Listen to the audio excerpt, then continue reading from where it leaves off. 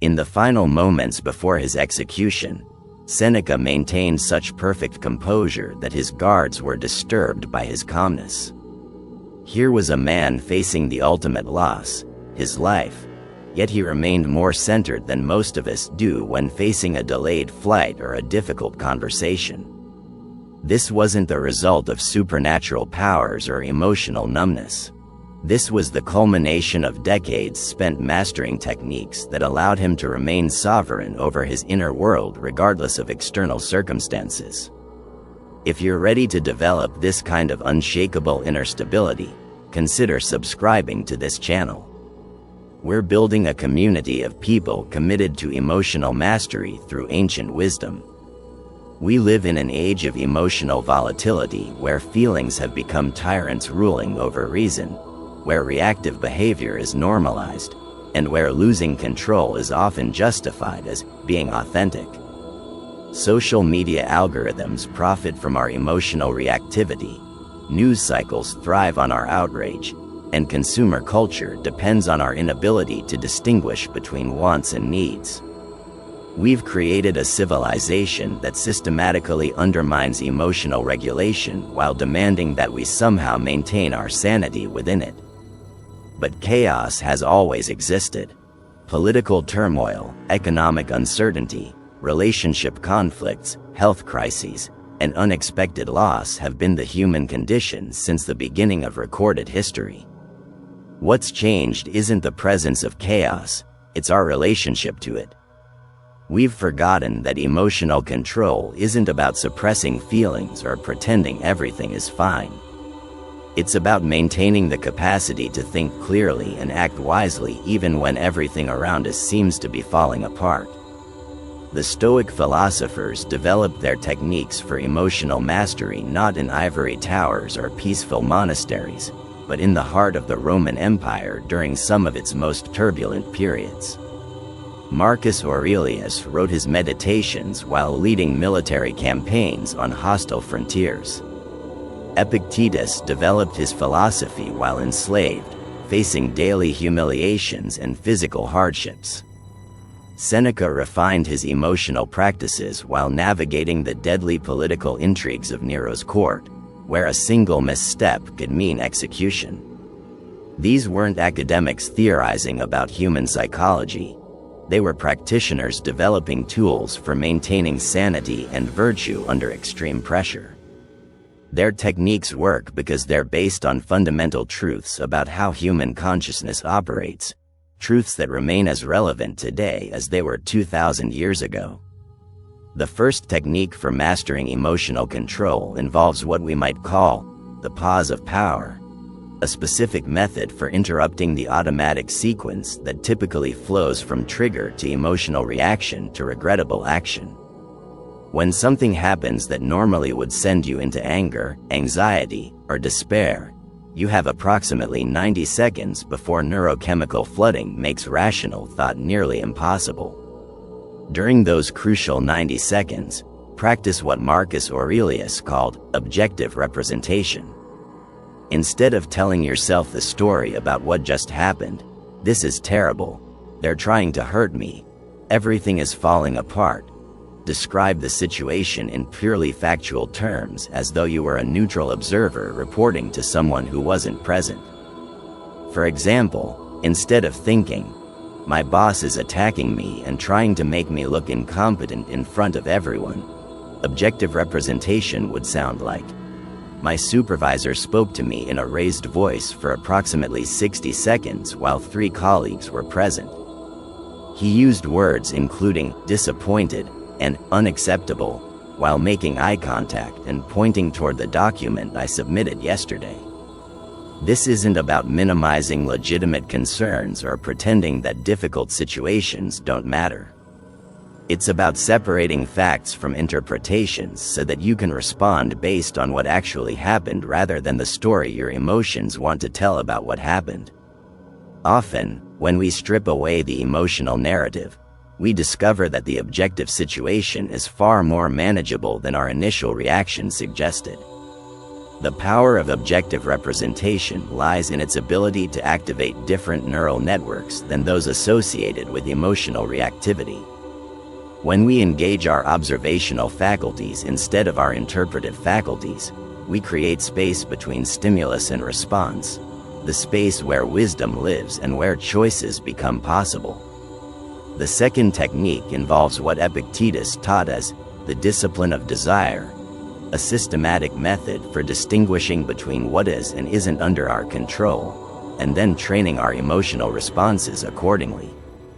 Most emotional suffering comes from wanting reality to be different than it is, from desiring outcomes we cannot guarantee, or from attaching our peace of mind to things that exist outside our sphere of influence.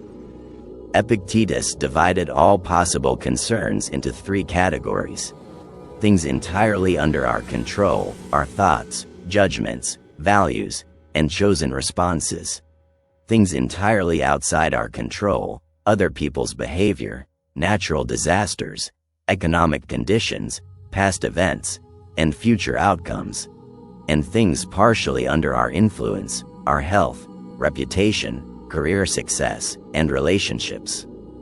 The discipline of desire requires us to focus our emotional investment primarily on the first category while maintaining appropriate engagement with the second and third categories without attachment to specific outcomes. This doesn't mean becoming indifferent to results or ceasing to care about things that matter to us. It means learning to care intensely about our effort and response while holding outcomes lightly. When you find yourself becoming emotionally reactive, immediately ask, is this something I can directly control, something I cannot control at all, or something I can influence but not determine? If it's something you cannot control, practice what the Stoics called willing acceptance, not passive resignation, but active alignment with reality as it is rather than as you wish it were. If it's something you can influence but not control, focus your energy on maximizing your positive influence while mentally preparing for multiple possible outcomes.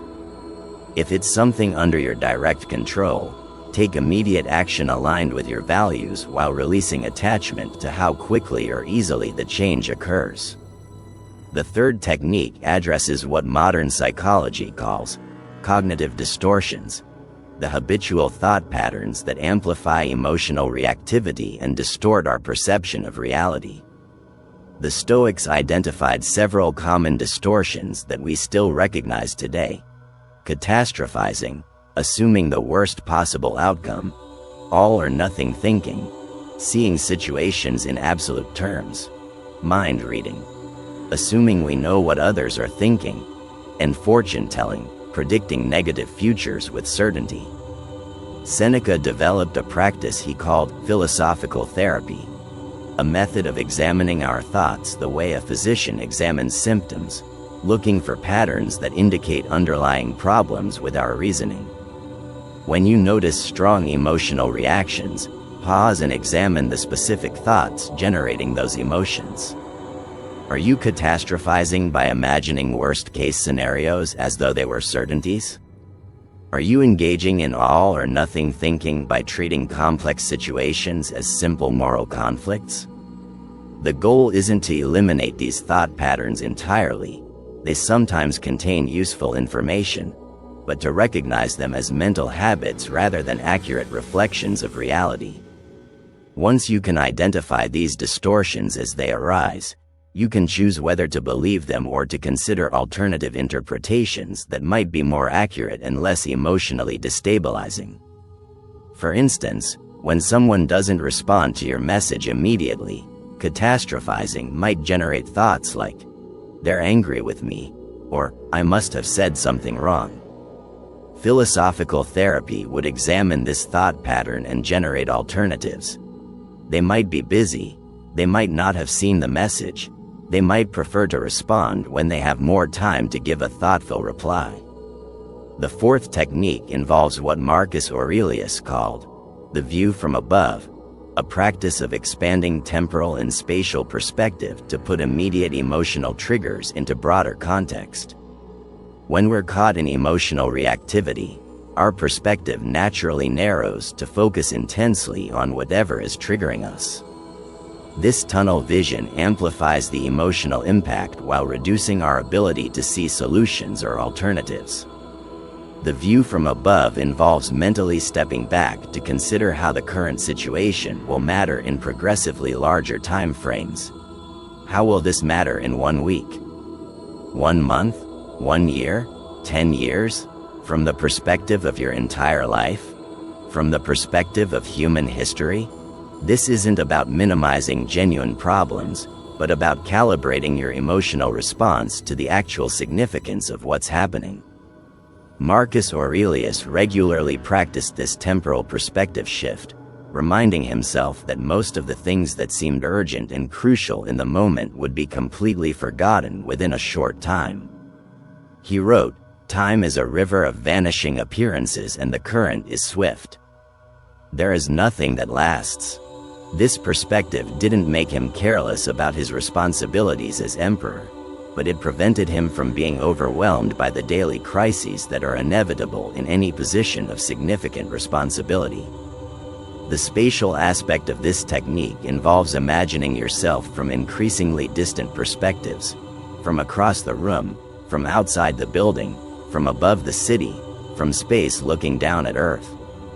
This practice activates what neuroscientists call the default mode network, brain circuits associated with self-reflection and perspective taking that naturally calm emotional reactivity. When you combine temporal and spatial perspective shifts, something remarkable happens to your emotional state. Problems that seemed overwhelming moments before begin to feel manageable.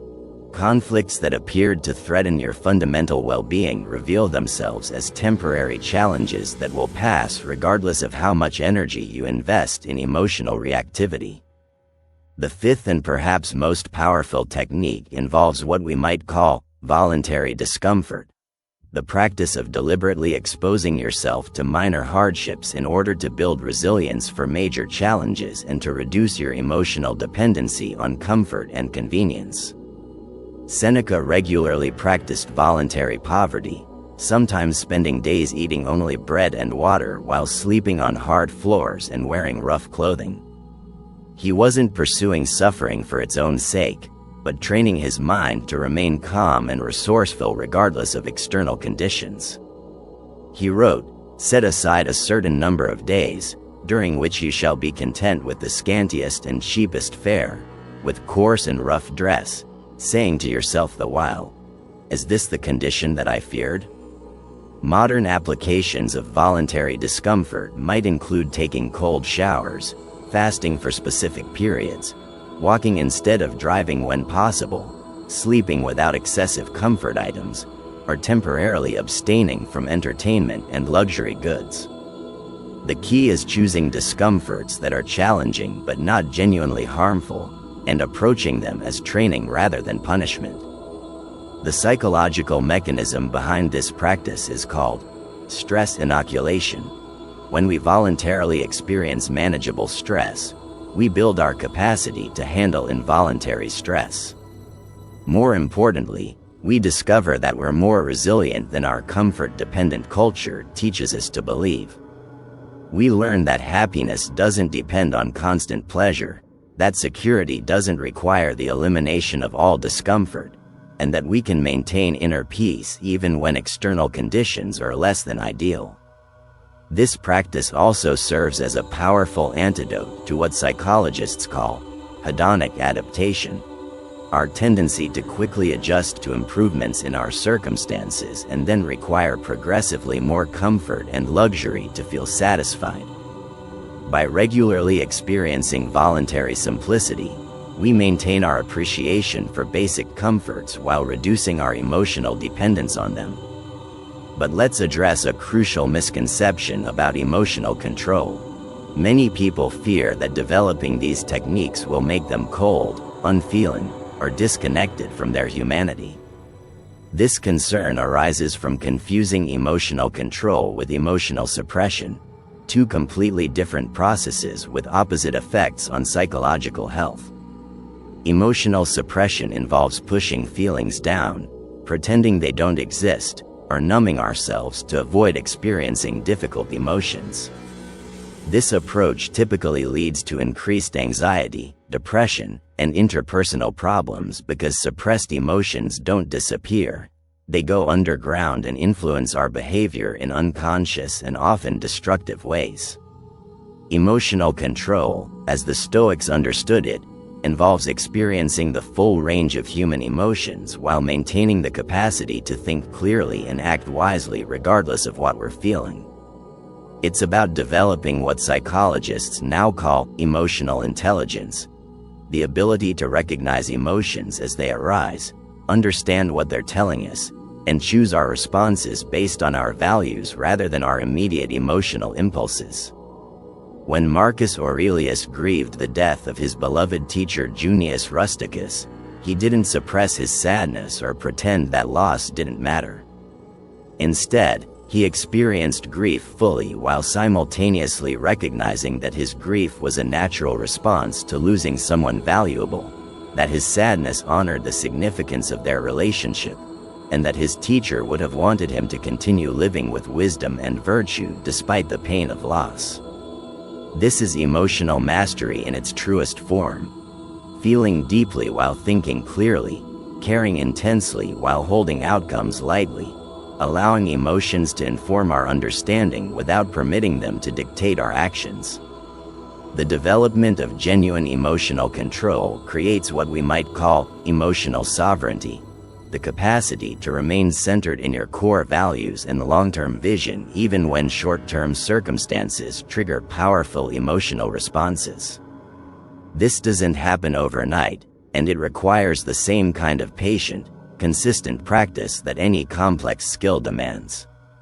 Consider how differently you might navigate your daily challenges if you possessed this kind of emotional stability. Imagine maintaining clarity during conflicts, finding opportunity in setbacks, responding to criticism with curiosity rather than defensiveness, and approaching uncertainty with confidence rather than anxiety. These aren't superhuman abilities. They're natural human capacities that can be developed through consistent practice of the techniques we've explored. The transformation happens gradually, often in ways that are more noticeable to others than to yourself. People begin to seek your counsel during difficult times because they sense your capacity to remain calm under pressure. You find yourself naturally becoming a stabilizing presence in chaotic situations. Your relationships improve because you're less reactive and more consistently available for genuine connection. But perhaps most importantly, you begin to experience what the Stoics called ataraxia, a profound inner tranquility that isn't dependent on external circumstances. This isn't the numbness that comes from emotional suppression or the artificial high that comes from positive thinking. It's the deep peace that emerges when you're no longer at war with reality, when you've stopped demanding that life conform to your preferences and started aligning your responses with wisdom. How often do we resist practicing these techniques when we most need them? During the heat of emotional reactivity, the last thing we want to do is pause, examine our thoughts objectively, or consider broader perspectives. This is precisely when these practices are most valuable and when our resistance to them is strongest. The key is building these skills during calm periods so they're available during storms. The integration of these 5 techniques requires what Epictetus called prosage, continuous attention to the present moment and our chosen responses within it. This isn't meditation in the sense of sitting quietly for specific periods, although formal meditation can certainly support this practice. Prosage is the ongoing awareness of your mental and emotional processes as they unfold throughout your daily activities. When you're practicing prosage, you maintain a part of your attention on your internal experience even while engaging fully with external tasks and relationships. You notice when emotional reactivity begins to build before it becomes overwhelming. You catch cognitive distortions as they arise rather than after they've already influenced your behavior. You recognize when you're trying to control uncontrollable outcomes and redirect your energy toward your actual sphere of influence. This continuous attention requires what we might call psychological stamina, the mental equivalent of physical endurance. Just as you can build physical stamina through regular exercise, you can develop psychological stamina through consistent practice of these emotional mastery techniques. The more you practice pausing before reacting, the more natural this pause becomes. The more you examine your thoughts for distortions, the more quickly you recognize when your thinking has become unreliable. The Stoics understood that character development is like water carving through stone. Gradual, persistent pressure creates dramatic changes over time. Each moment you choose conscious response over automatic reaction, you're strengthening neural pathways associated with emotional wisdom. Each time you practice voluntary discomfort, you're expanding your comfort zone and building resilience for involuntary challenges. But let's examine what happens when these techniques encounter real-world testing. It's one thing to practice emotional control during minor inconveniences and quite another to maintain it during genuine crises, job loss, relationship endings, health emergencies, or the death of loved ones. This is where the depth of these practices reveals itself. The Stoics never claimed that philosophy would eliminate emotional pain or make life's genuine tragedies easy to bear. Instead, they promised that these practices would ensure that suffering remained proportional to actual loss rather than being amplified by our resistance to loss, our catastrophic interpretations of setbacks, or our attempts to control outcomes beyond our influence. When Epictetus was asked how philosophy helped during his years of slavery, he explained that while he couldn't change his external circumstances, he could maintain his inner freedom through his responses to those circumstances. No one could force him to hate his masters, to despair about his situation, or to abandon his commitment to virtue. The power to choose his internal response remained intact regardless of external constraints. This distinction between external and internal freedom becomes crucial during life's most challenging periods. External freedom involves having choices about where to live, what work to do, whom to spend time with, and how to spend our resources. Internal freedom involves maintaining our capacity to choose our attitudes, values, responses, and character regardless of external limitations. Most of us have far more external freedom than we recognize and far less internal freedom than we imagine. We're free to leave jobs we dislike, end relationships that drain us, and change living situations that don't serve us, yet we often feel trapped by circumstances that are actually changeable. Simultaneously, we allow our moods to be determined by weather, our self-worth to fluctuate based on others' opinions, and our peace of mind to depend on outcomes we cannot control. The 5 techniques we've explored are tools for reclaiming internal freedom by developing mastery over our psychological responses.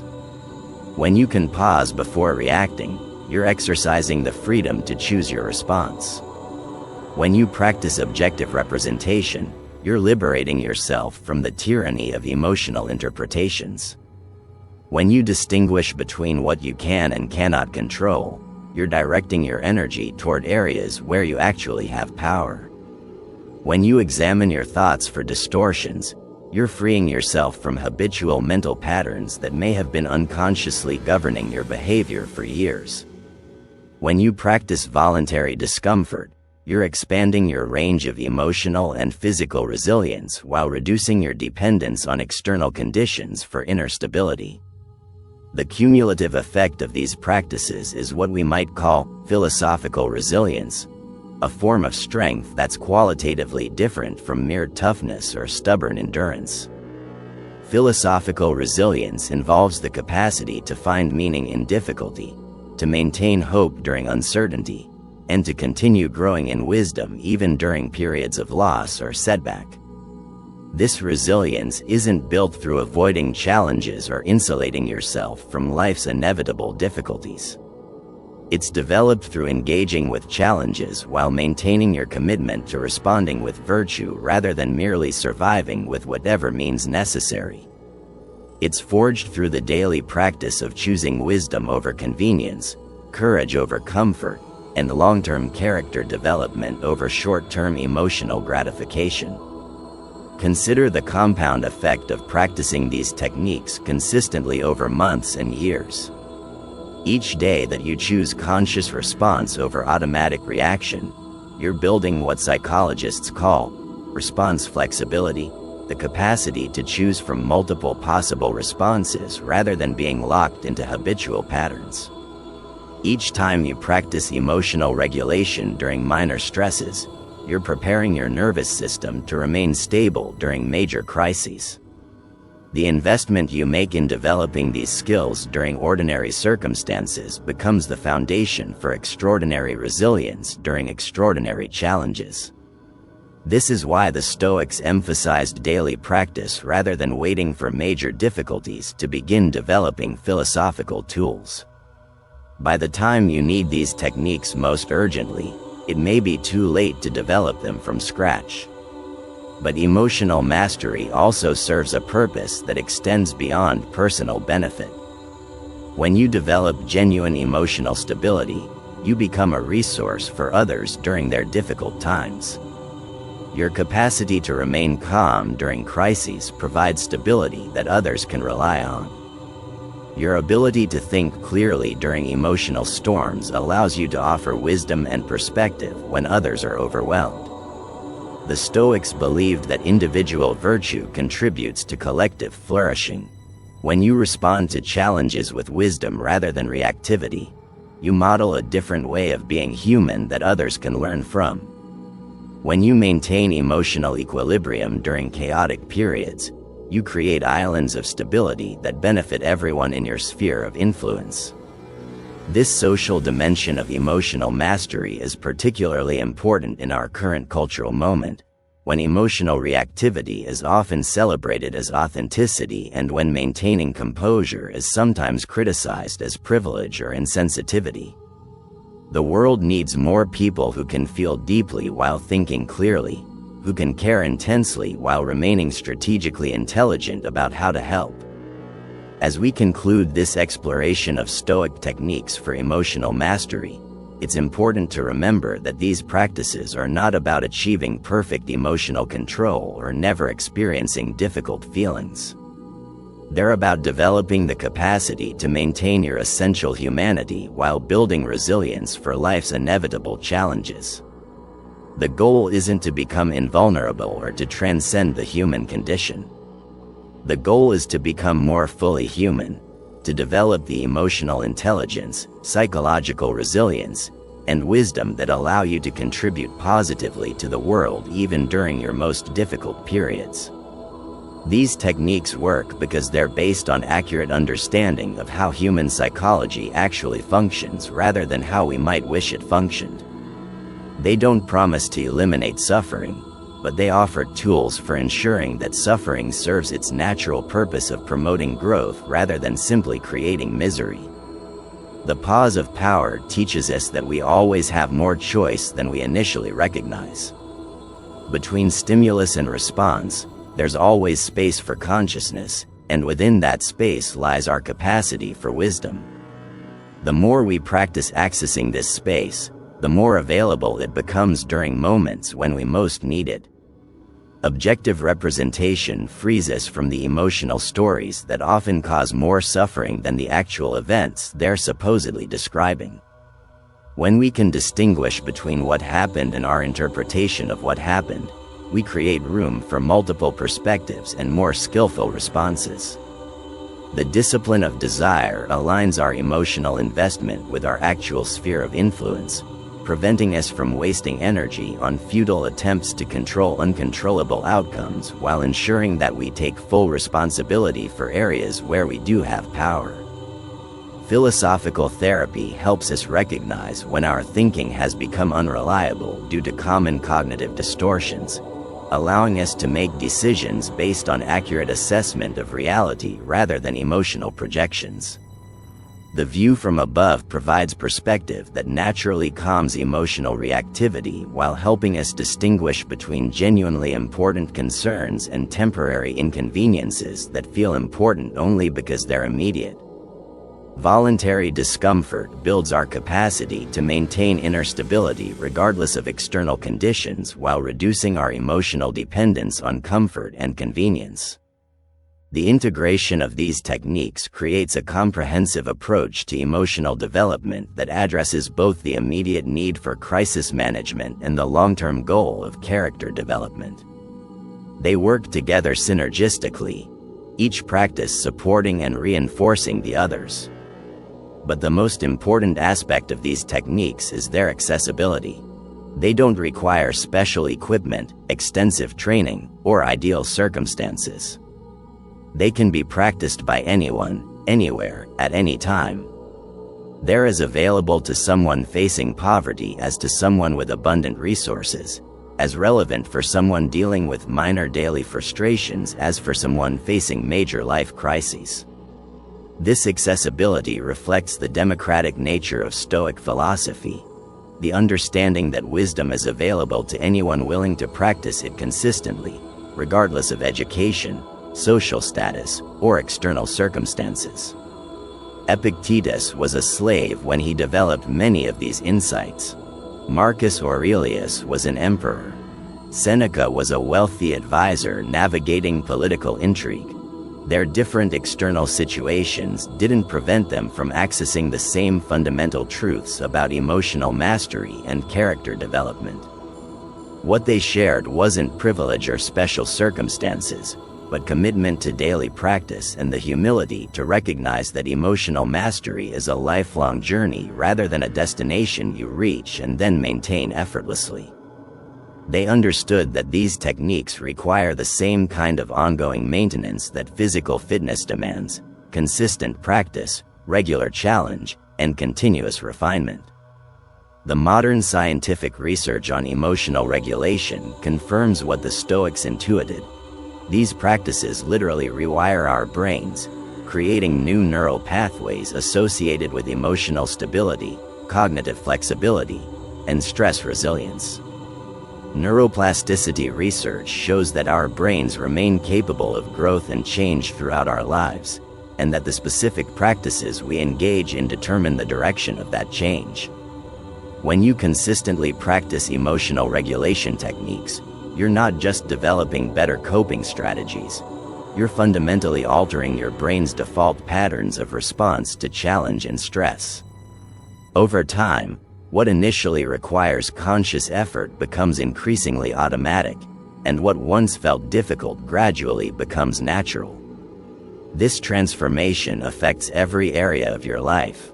Your relationships improve because you're less reactive and more consistently available for genuine connection.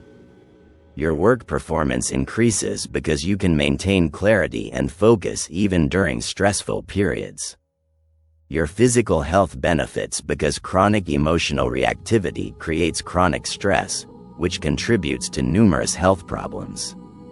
Perhaps most importantly, you develop what we might call existential confidence, the deep assurance that you can handle whatever life presents because you've built skills for maintaining wisdom and virtue regardless of external circumstances. This isn't arrogance or denial of life's genuine difficulties. It's the quiet strength that comes from knowing you've developed reliable tools for responding to whatever challenges arise. The ancient Stoics understood that life is inherently unpredictable and often difficult, but they also understood that humans possess remarkable capacities for adaptation, growth, and wisdom when those capacities are properly developed and regularly exercised. The techniques we've explored are methods for developing those capacities systematically rather than leaving them to chance or hoping they'll emerge naturally during crises.